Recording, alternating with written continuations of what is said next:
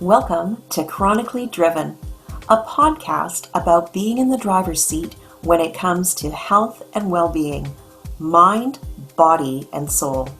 I believe that we are all meant to lead a thriving, empowered life, and that it can look as unique and different as you want it to.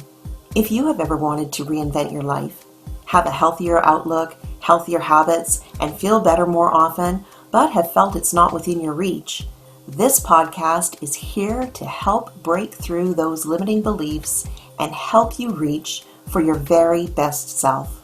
I'm Sandra Sova, and in the past 7 years, I have gone from having a completely sedentary lifestyle with a slew of unhealthy habits and coping mechanisms to get me through the day to someone that is healthier and stronger than I have ever been, both physically and emotionally. Having a chronic condition and going through 4 years of cancer treatment and recovery turned out to be two of the biggest gifts I have ever received. It was the turning point for taking back control of my health, wellness, and well-being. My guests and I have got so much to share with you, and I'm so glad you're here. At its core, this is a health and wellness podcast, but it's also so much more than that. Now let's climb into the driver's seat and reach for our very best life. This is Chronically Driven. This episode is very special to me, and I think it will be for many of us, and especially for all of the pet parents out there. I always enjoy when I have the chance to have a conversation with today's guest, Parmelia Parham from Vibrational Healing. Whether we are talking about healing modalities, mindfulness, or the state of the energy on the planet, I always come away not only having learned something, but also with a feeling of inspiration. I found today's conversation to be a very meaningful one. Permelia is a certified body and emotion code practitioner, and she'll share how this modality can help us work through trapped energy and emotions that we may be carrying, sometimes for decades, if not lifetimes. The process of releasing trapped emotions is a healing modality that is able to be done either in person or remotely, and it can also be done for our pets. In this episode, you'll get to hear and see Parmelia perform an energy cleansing session live for my dear rescue kitty, Misha. It was actually kind of emotional for me to be witness to that, and I'm excited because it opens up an area of healing that we can access for ourselves, for the members of our family, including the four-legged ones. Here now is this episode of Chronically Driven. All right, here we are. Hi, Parmelia. Thank you so much for joining me today. Well, thanks, Sandra, for inviting me. This is very exciting. It is very exciting. I've had you on as a guest on the radio show a couple times, so we're doing that, and we've also expanded into the world of podcasts. So congratulations. I want to say congratulations to you. It's exciting for that. It is. It's the field of technology, and to get together and talk about interesting topics and share information for all of the listeners out there. Permelia, you do some incredible work with your business, Vibrational Healing. Just give people a brief description of the work that you do. Okay. I've been studying this work and using it for my own personal benefit, and also now teaching it for over 20 years now. It's looking at the fact that we all have vibration around us. And so how do we keep that vibration positive? How do we raise our consciousness level? How do we look at the world? And in part of my journey, I discovered an absolutely amazing healing modality called the body code and the emotion code. And these were created by Dr. Bradley Nelson. And so I've been doing that now. The emotion code, I've been a certified practitioner for 2.5 years. And the body code, I've been working on that for nearly a year and got certified by Dr. Bradley Nelson last December. So the body code is looking at the whole body, everything that comes up in the body. And then, of course, the emotion code is looking at those unprocessed negative emotions that we have stuck in our subconscious.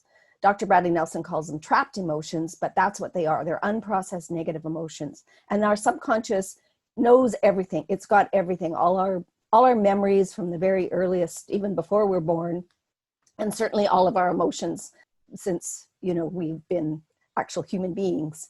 So we could have a lot of them, and especially if they're negative emotions and they're stuck in our subconscious, then what I say is that they're running the show and we don't even know it. So we may not know why we get angry, we may not know why we get sad, we may not know why we're depressed, but it's always a trapped emotion or an unprocessed negative emotion that we can release. And that's the great news, is because there's the process that Dr. Bradley Nelson teaches us as practitioners is to how to go about finding that unprocessed negative emotion and releasing it out of the subconscious.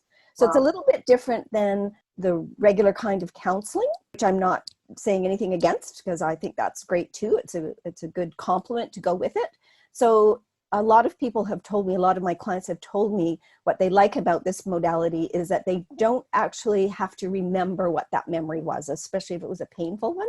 Okay. So they don't need to be visiting what happened to them if it was a traumatic experience, because their subconscious may have blocked that from their conscious brain. Yeah, or even if you don't even remember it, it's still there holding back. I really love this type of work, and we're going to talk a little bit in a moment about how everything is energy. But one of the main things that I talk about all the time on my programs is the mind-body connection and how that translates to our physical well-being. And I, like many others, have sort of learned the hard way of having ailments and having how our emotions, I sometimes bundle it under the umbrella of stress, but it's all of that, the connections, our mental and physical health are not at all separated. Absolutely. Yeah. Great. Yeah, for sure. And there's more and more scientific work that's being done on the fact that now we've always been taught that we have a brain. Yes, we do. We also have, our heart has a brain.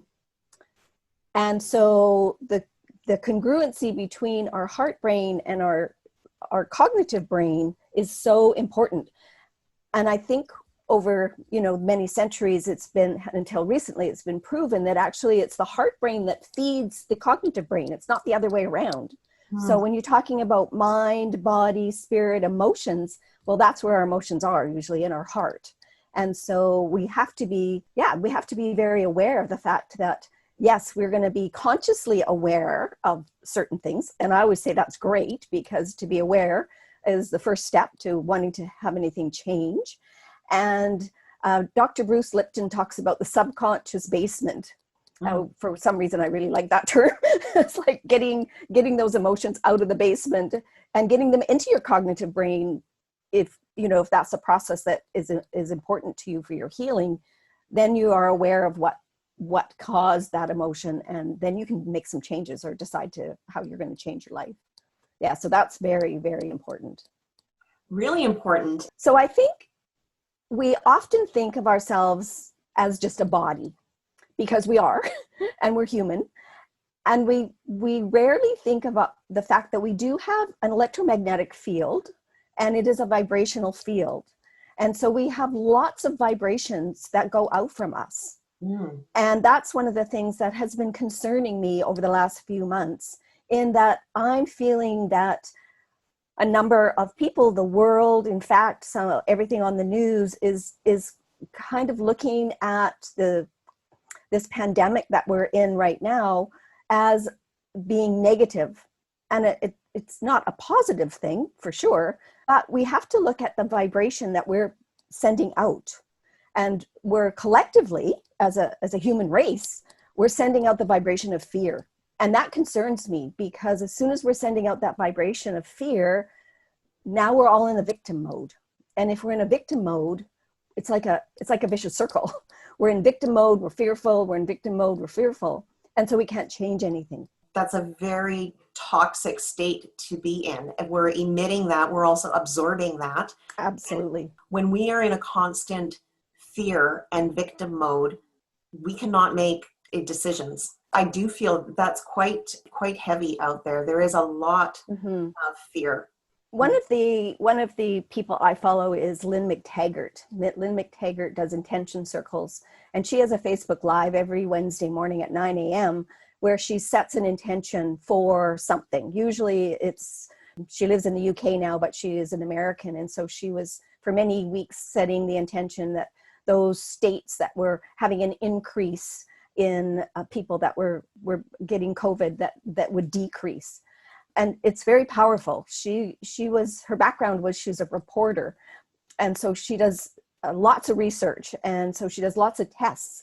And so she actually took statistics on the certain states that she was setting the intention for or their numbers. Anyway, let's just say their numbers.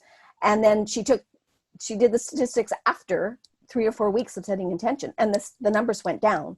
So this is true science. This is not sort of airy-fairy or guesswork. So she keeps saying her intention is, let's set the intention we're not going to have a second wave. And I love that, because that's then not setting us up to be in victim mode come the fall. And I know, the talk out there is in the world is that another wave is coming, another wave is coming. And I'm thinking, well, if you think another wave is coming, another wave is coming. So why don't we think it's not coming? And then we'll set out that vibration. Everything, the focus about away from the virus, and just that concept alone of what we put out there comes back to us. That like attracts like, that all of that vibrational energy that we're putting out. We're nuts and crazy to be forecasting and predicting the very worst. And that's something worth thinking about. It most definitely is. And it's called the law of attraction. Mm-hmm. So it's the law of attraction is the vibration you give out is the vibration you get back. It's based on Esther and Jerry Hicks' books. There's their philosophy books.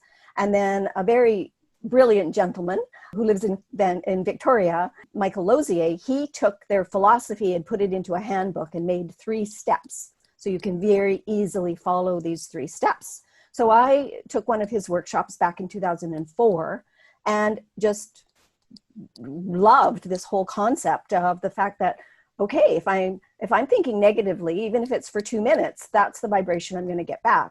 So I'm going to turn my world around, and the most I can possibly do is think as positive as I can. And he also is a little quirky. So he says, it's okay to think negative, but just make it brief. Because the law of attraction is not going to give you points for being positive all day and then you were negative for the last 5 minutes of your day. It's going to say, no, you were negative, you're going to get the negative vibes. So yeah, it's very important. I mean, I'm living on Vancouver Island because of the law of attraction, and that I've manifested this. I've manifested jobs, I've manifested houses. So it works. You just have to set your mind that is something that you believe in. And there's science behind it now. There's science behind the fact that these vibrations exist, and that it's important for us to recognize that they're in our life. So we might as well make them positive, never mind the negative. Yeah, I mean, and that's something that it really contributes to the quality of our life and our experience.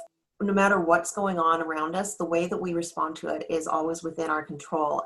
Living in fear is an unpleasant place to be for us as individuals, and then collectively as a global community. Mm-hmm.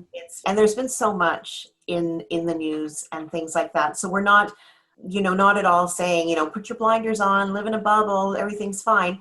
That's not the point. The point is to still manage to want to be a person that's thriving and doing well no matter what is going on. And we have choices. We have the choice to then make our lives different. And I think that's what would be really helpful for people if they're feeling anxious and they're feeling fearful and they're feeling out of control, which is feeling overwhelmed with all of the news and everything that keeps getting thrown at us. These are very real feelings and emotions. But there are things that we can do where we can feel in control. And then as soon as we put those into our life and we do feel like we have some control, then that takes the fear away. Our feeling that, okay, we're not a victim. We actually can control this. That's where the power is, feeling that there is nothing that you can do, that there's all these regulations and things going on, and that you are almost like just waiting for the next instruction of how to Mm-hmm. feel, what to do. Whereas, like you say, even in times when everything is out of control, there are so many things that we can do to gain some of that control back. Yes, absolutely. And I just wanted to mention too, if in the past, I have clients who've been anxious all their life.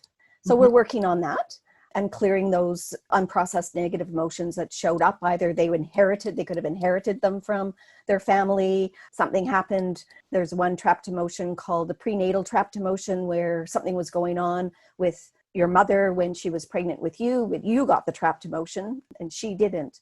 So there's layers of these emotions. So when we get something worldwide like a pandemic, that adds another layer of anxiety and stress and fear on top of the hidden layers, if you want, that you're not even aware of, or you might not be aware of, or you know that you get anxious in certain situations, but you don't know why. So it's so important, especially at this time with what we're going through, is to recognize that, yes, I am anxious. Okay, but I need to do something about it. I don't want to live in the state of fear and victimization. What do I want to do about it? How do I want to change this? So I always look at, okay, well, what can I put in my life where I can feel that I'm in control?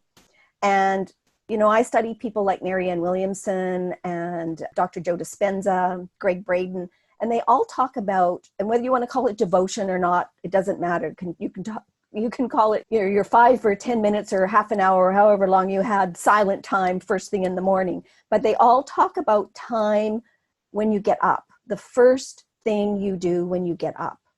So I actually get up earlier in the morning than I need to, because I want to have that time. I want to spend that time. I call it my devotion. I have books that I read. There's things that I follow. I want to have that time because I don't want to jump out of bed with my iPhone and go to my computer where there it is. It's all the news. It's all the negative that's coming at me. So I don't even look at my electronic devices. I do my devotional first. I also have a yoga meditation that I do. That has really, really helped solidify for me that I have the control to do that. So then I feel balanced, I feel grounded when I go out into the world. And of course, I make sure that I am feeling myself grounded, because I'm going to be talking to my clients who don't feel grounded. So I need to have those layers of protection around me so that I'm able to help my clients. I love that. And I think that I myself am a very big believer on having a morning routine that is self-directed instead of, like you were saying, consuming information. And you don't need a lot of time. I've No, heard people say, "Oh, wouldn't that be nice?" But I don't have time in the mornings. It doesn't. It can be as long or as short as you want. Everyone has a few minutes. Everyone has 5 minutes. if you have time to look at your iPhone or open your computer or check Yeah, your tablet, you have that 5 minutes. You can take that 5 minutes and give it to yourself, which is really self-care, which is so important. Yeah. self-care, right? Yeah. Exactly. So important. Like you say, whether you call it a devotional practice or tuning in or checking in with in prayer or in meditation or with your higher self, that is a very grounding way to prepare yourself and set up for the day. And like anything else, if you are consistent with this and you make it a daily practice, not just something that you do in times of, "Oh, I think I need extra help today." The key is to make it a daily practice. It totally is. And it's like the layers of negative emotions. It's you layer that over time. And so then you have a better, at least I do, I have a better outlook on the world. I can look at things that people will say things that could be in a negative context, but it'll deflect off of me. I'm not going to take it as a truth, or it could be truth for them is not necessarily truth for me. So I've been doing this for, probably 15, 20 years. So to me, it's just part of my day. And it's something that I definitely advise people to look at. Now, yoga, I know, is very popular, and most of the yoga studios are back open. So if yoga is your thing, great, do it. And exercise, any kind of walking that you can do, or any kind of exercise. Those are all great, wonderful things where you feel that you are in control. But that first 5-10 minutes, half an hour, whatever you can devote to first thing in the morning is key. And I would say that that's one of the key elements of looking at this whole way of doing life that we are looking at, which is completely different, by feeling that you have some control over it. Absolutely. We're talking today about energy from ourselves, from the planet, everything around us, and the sort of sense that a lot of people are living in fear and having fearful things, and talking about being conscious and aware of it, and also finding ways to gain back some of our power and control. Like I often say, being in the driver's seat. The morning routine is amazing to do that, to check in. Throughout the day, though, there's also just, small things that we can do. Paying attention to our breath, tuning in with breathing. Yes, for sure. Absolutely. And you can do that anywhere because you're going to breathe anyway. But, do those deep breaths, those counting to 4 or 5 as you breathe in, holding it for 4 or 5, and then counting out 4 or 5 as you breathe out. Those are getting the oxygen. For those people who want the science behind it, that's getting the oxygen into your body and into your brain, and that's going to change the chemistry in your body and in your brain. Yeah, so it'll relieve the stress that you're feeling, or the anxiety that you're feeling, or the fear, or whatever has. Yeah. Simple thing. I also like to always remind people that hydration, staying hydrated and drinking. That's our cells need that. Our brain is mostly water. We need to keep hydrated. Another one of the ones that I use is my essential oils. If I'm feeling overwhelmed with some emotions or something coming like that, I can, by inhaling and breathing in those aromatics, they go past the olfactory bulb in our nose and go to the limbic portion of our brain. Mm-hmm. And that can really work. There's having different things, spending time in nature, getting Absolutely. outside, being able to plant your feet onto the ground if possible. It's simple, and these things they're accessible to us, and really important to be able to get out of a negative pattern. People have lots of tools at their disposal. Yes, absolutely. It's important, I believe, to realize that you do have that toolkit and that you do have these tools that are available, because when we get into panic, stress, fear modes, we forget.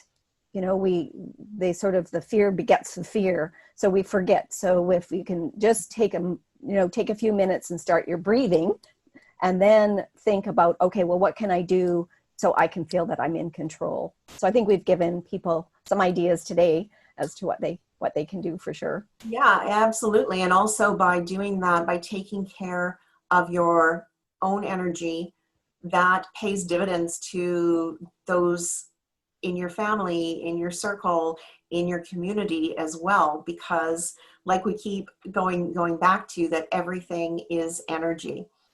Yes, and you're giving out good vibrations, so people are going to get them. That's right. Whether they want them or not. But it's not your job to figure that out. It's just your job to give them out. Yes. Permelia, part of the work that you do can be really beneficial for people. Some people may be at a state of overwhelm, or finding that doing the breathing, doing a morning routine is not able to help them break through some of the trapped emotions in their feeling. And that's where some of the work that you do can really play a pivotal role. Yes, definitely. I have, as I said, I've been doing this work now for probably going on for 3-4 years. And I've had my clients are telling me how much it has helped them in all areas of their life. But definitely looking at what these negative emotions, unprocessed negative emotions, trapped emotions are, and realizing that they're in our subconscious and we can get them out. We can release them out of the subconscious to be healthier, whether it's physically, emotionally, mentally, or spiritually. So the process was designed by Dr. Bradley Nelson. He's a very spiritual man. He wrote the book, The Emotion Code. If anybody wants to Google that, they can, or check out his book. I think Chapter still sells it. So he started with looking at 60 trapped emotions and they're connected to organs in our body. So this was something when I was studying that I was really amazed to know that if you are feeling maybe something in your shoulder, a muscle that's not quite right, it could actually be telling you that there's something misaligned or disconnected in your lung. So knowing that these emotions are connected to our organs and to our glands and to what's going on in our body, and also connected to muscles in our body. So the muscles will be kind of the first thing that we might feel a discomfort or pain in, and then we can, look into where that's going. So I have clients that come to me because they have physical ailments, and also clients that are coming to me because of emotional ailments. So the process that I use, first of all, I need to ask my client for their permission to communicate with their subconscious. They have to give me permission. So I end up being their proxy. So I end up actually, what I find when I find the trapped emotions that are in the subconscious, it's their subconscious that's telling me what those trapped emotions are. And how I determine I have a chart of 60 of the emotions. How I determine which ones they are is by muscle testing. So I used a pendulum for many years, and people might have seen the strong arm or the sway test. It's a science. It's applied kinesiology. So when we're looking at the subconscious, of course, is connected to universal energy. And muscle testing, our muscles don't lie. It's just like our subconscious doesn't lie. Our muscles don't lie. It's all connected to universal energy. And that's why it works so well. The third piece is that we use a magnet because I'm the person that I'm their proxy. So I do it over my governing meridian. So I have a little magnet and I just run it over my governing meridian, swipe it a few times. Now the magnetic part is stronger than the unprocessed negative emotion. So that's why it works. And then I'll muscle test again and check, okay, did we actually release that trapped emotion? Is there anything else we need to know based on maybe there's another trapped emotion that we need to know? Or maybe we need to know the age that showed up. My clients don't always remember something that happened when they were 8 years old, or they've forgotten. Or before they were born. Or before they were born, right. That they actually inherited this trapped emotion from 4 grandmothers ago. And then when I ask them, let's say it's anxiety. Was your mother anxious? Yes. Was your grandmother anxious? Yes. Well, most people don't know great grandmothers. They've already passed away. But what's really cool about releasing that trapped emotion from the client, and if they have any children, I always check to see if they passed it on. And so what we've done is we've released this, say, trapped emotion of anxiety from all those generations going way past. So it's not going to show up again in their history, in their family history. That's what's exciting about that. And then I just go through the process of releasing as many trapped emotions as I can. I'm very conscious about our physical body and what our physical body, that was one of the things my teacher over 20 years ago taught me, is we have energy, yes, but we're still physical human beings. So our energetic body and our physical body have to be in connection. And so when we release all these trapped emotions, we're going to have a little bit of a processing period to get that physical and energetic body back together. And so I always ask, one of my final questions is, does the body want to release anything more today? Doesn't mean there might not be some more to still release, but the body said, no, that's it. I've had enough, because we don't want people to be energetically all kind of discombobulated. So, so it's... I find this so fascinating, and thinking about all of the things that can be healed in this way. When clients, now you have a practice, you mentioned you're here on Vancouver Island, as am I. So you actually have a physical practice in Parksville. Yes, I have an office in Parksville. Yeah, but that's not the only way that this work can be done. No, and because I just, as I described, when a client gives me permission to communicate with their subconscious, so this is the beauty of this modality, is I can do distance. So I have clients in other provinces here in Canada. I have clients in Australia. So we can have clients all over the world. And so it doesn't stop us from still assisting them, because I have a Zoom account, so we can either do it in person. I have a client that lives in Hawaii, or if you just want to do it over the phone, you can just do it over the phone. So it works that well because, as I said, I'm connecting with the client's subconscious. So the client, I always say, are you comfy? Just sit there, because I'm going to do all the work for you. I'll release all these trapped emotions. Yeah, and another thing that when I was first learning about this work that you do, that really, really struck me as a benefit, that you're the one that's doing the work, and that they don't, you mentioned it already earlier in this episode, that they don't actually have to think about or communicate or verbalize the situation. And a lot of people may be finding that a real roadblock for that. And then there's also areas of ones that necessarily can't verbalize. Pets. Yes, definitely works for pets. When I was getting my certification for the emotion code, I had to submit 30 case studies. 26 were people and 4 were pets. So I had to go out and find people who had pets so that I could get their permission to communicate with. And a lot of our pets are, we get our pets, they're rescue.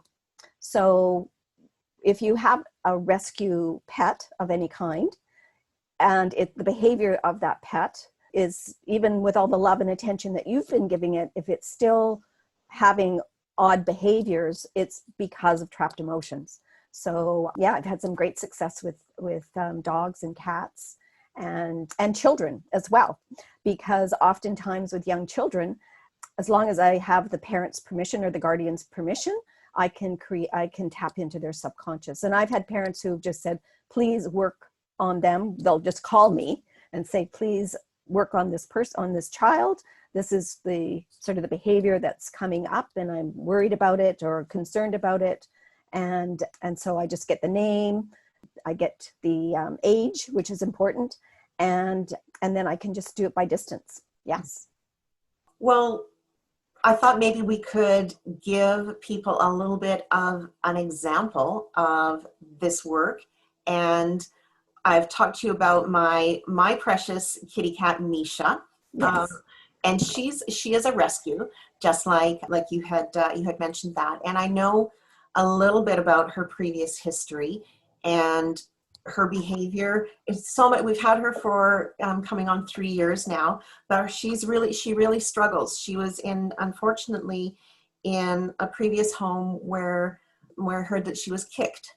Oh, and so she's very, very fearful. I don't know if you can see if I get the. And how old is Misha? I think she's 7 now. Okay. She's a little Bengal kitty. Yeah. And she is very skittish and very fearful. She's also, on the flip side, extremely loving, a cuddle kitty. She gives the best shiatsu massages. That is pretty amazing, because most cats are pretty independent.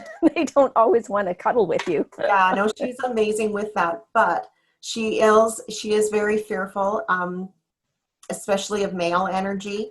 Mm-hmm. And she has some issues where she acts out a little bit in a way that's not good for anyone in the household. And right. I just wished I thought, and I talked to her about it, and I know she's trying. She is growing and becoming her best little self every day. But I told her I know that she does have this previous trauma, and so she's given me permission, and now I give you permission to tap into her subconscious. All right, perfect. Well, this is a great example of how the process works. So you're giving me permission. So I'm just going to muscle test and connect and check that I've got the connection with Misha's subconscious, and I do. And then my question that I always ask is, what needs to be addressed first? So the subconscious will tell us. You've told me that she's fearful and skittish. That's always good to know. It's always good to come to a session with specific in mind as to what you want to work on, because then the subconscious will tap into that. What I'm going to find, what the subconscious will release to me, is going to benefit the issue, whatever the issue is. So I've just got my chart here. I've got a connection here with Misha, And I've just asked her subconscious what needs to be addressed first. So I am going to just look at my chart. And so what Dr. Bradley Nelson did very brilliantly, he knew he wasn't going to keep this protocol all to himself.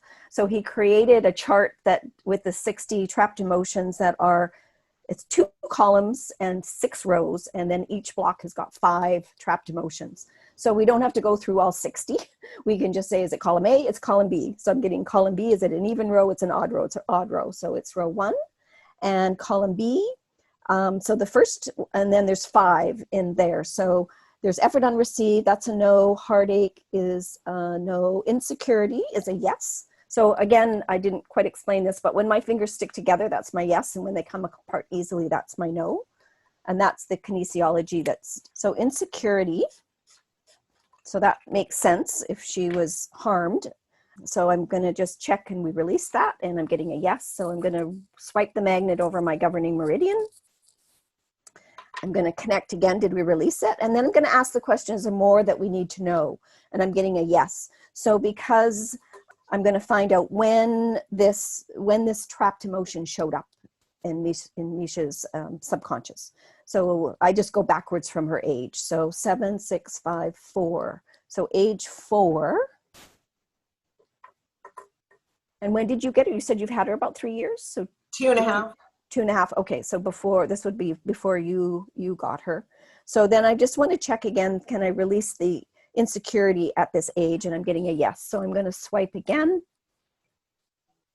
And do I need to know more? No. So no, I don't need to know more, but is there another trapped emotion? I'm getting a yes.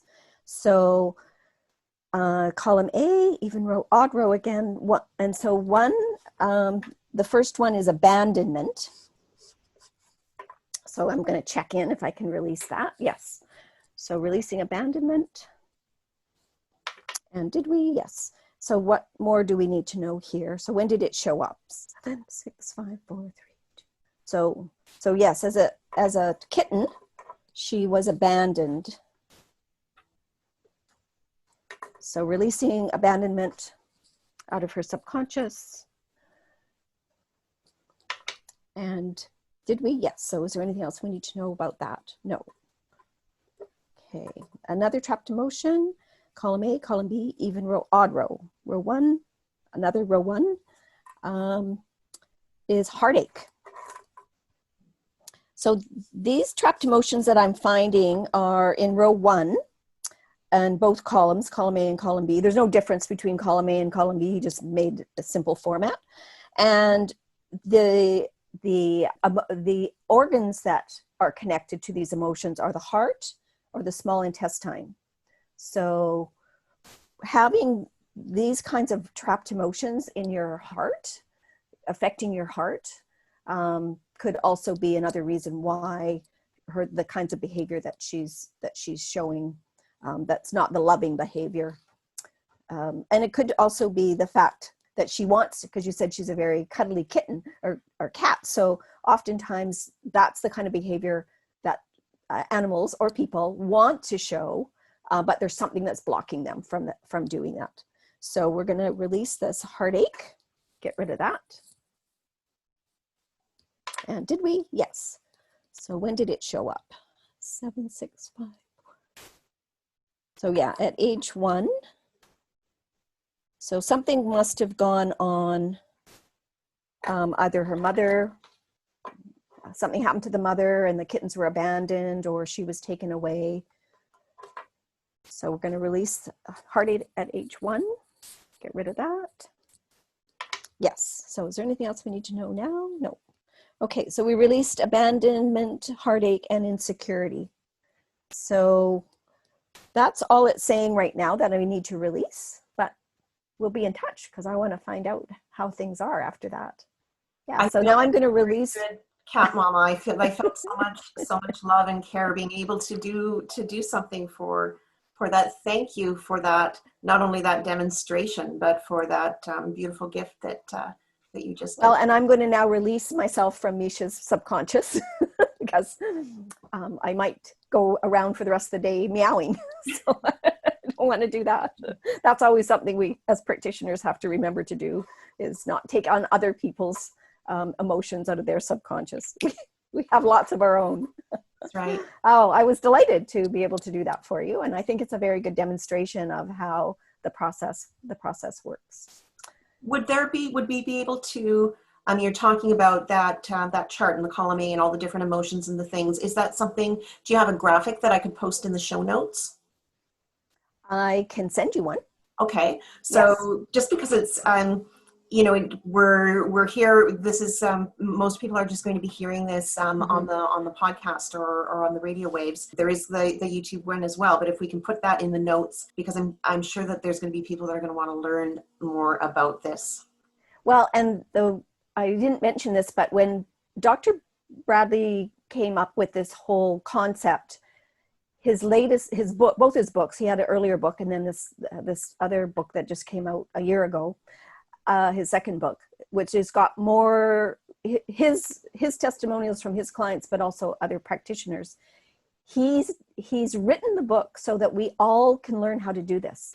So you can actually release your own trapped emotions out of your subconscious, because he so believes that this is the way for us to be healthy.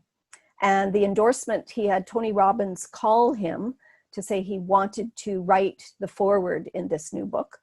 So that was pretty exciting. And Dr. Brad and his wife they're lovely people. They're very humble. And so the story was that there was a phone call and one of his staff came to tell him that Tony Robbins was on the phone. He's like, yeah, right. It's like, no, he really is. So other people like Greg Braden, Dr. Bruce Lipton, Dr. Joe Dispenza, they've all written testimonials about how this modality is the new way of going for healing people. So it's very exciting.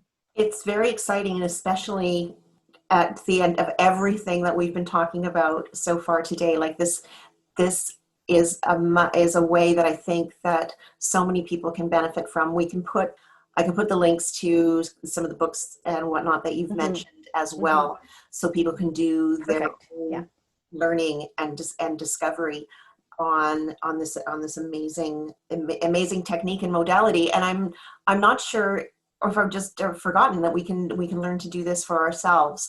Yes, yes. That's amazing as well. And just, Dr. Joe Dispenza, if people don't know about him and his story, he was in a very bad accident. He was riding his bike in a triathlon and got hit by a truck and ended up breaking, I don't know, every bone in his body, ended up in the hospital. He was already a doctor, and they said, you'll never walk again. Well, he said, that's not happening. I mean, that is happening. I will be walking again. So he now teaches people how to meditate to make themselves healthy. So he literally took himself home from the hospital, laid on his sofa, meditated, and healed everything in his body. So we can do it. We have the power to do it. We have it in us as human beings to heal ourselves. And that's maybe another podcast to be on.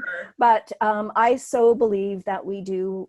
And again, we don't want to be victims. We don't want to, well, I can only do this because the doctor said I have to have this medication and that medication and yada, yada, yada. We can take the responsibility for ourselves.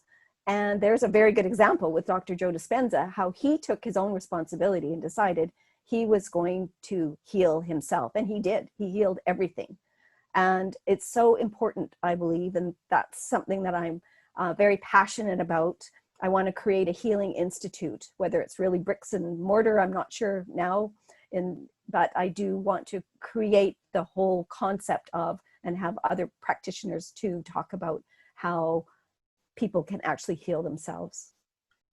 That is so powerful, and it's why I'm so drawn to these conversations with you, Permelia, because I absolutely love this stuff. I believe in it. I am also have my own testimonials of how I've been able to make this work in my own life. And I think it's really important for now more than ever for us to be able to share this information with others. People need to hear how we are so powerful. We can heal ourselves, and the flip side, we can make ourselves unwell. That is true. I truly believe people are ready. I think people are ready now. I think this pandemic, I always look on the, my glass is always half full, not half empty. So I'm always looking at, okay, why did this happen to us? How come? And I think we needed to slow down for one thing. We needed to stop. We needed to be sent home for 4 months because we needed to be more introspective, and we really needed to go, okay, what is really important in my life? What is the most important thing that I have in my life? And so that's why I think the pandemic showed up at this point in time. That's my own personal opinion. So when we have that happen, we're like, okay, so what's the story? What's the lesson? What do I need to learn from this? And I think people are ready now. I think people are ready to look out of the box, if you want, for a better want of a better term, but look outside that square box and say, okay, well, what else is out there? How can I make myself healthier physically, mentally, emotionally, and spiritually? Yeah. I've got I'm working on a new podcast episode on my views of all the good things that has happened from this pandemic. And some of it's a little maybe tongue in cheek, but honestly, like yourself, not glass half empty. My glass is not only half full, but it is refillable. Yes, And exactly.